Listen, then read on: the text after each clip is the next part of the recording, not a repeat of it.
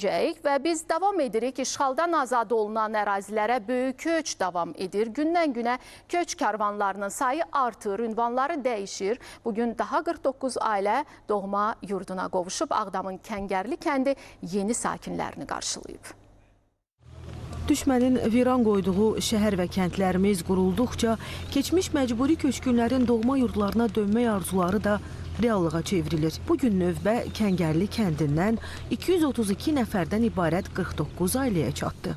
Çox qürurluyam. Bugün qayıdırıq kəndimizə, Ağdama, yenidən öz elimizə, obamıza. Minnətdarlığımı bildirirəm Ali Baş Komandanımız cənab İlham Əliyevə. Allah şəhidlərimizə rəhmət eləsin, qazilərimizə can sağlığı versin ki, bu qürur hissini bizə yaşat. Ağdam rayonu Kəngərli kəndinə köçürəm.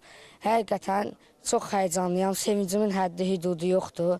Mən özüm də aşığam, musiqi ifa edirəm, musiqi ilə məşğul oluram neçə ildir ki.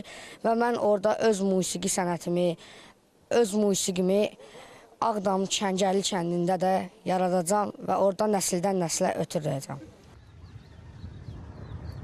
Rayon mərkəzindən 6 kilometr uzaqlıqda yerləşən Kəngərli kəndinin ümumi ərazisi 177 hektardır. 2 mərhələli olmaqla burada ümumilikdə 632 fərdi yaşayış evinin inşası planlaşdırılır. Artıq birinci mərhələ üzrə 290 fərdi ev tikilib.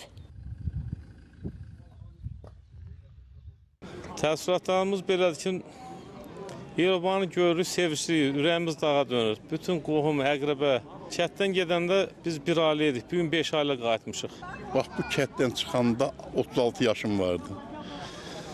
Bugün 68 yaşdan qayıdıram, onda gənc idim, amma bugün 9 nəvə sahibiyəm.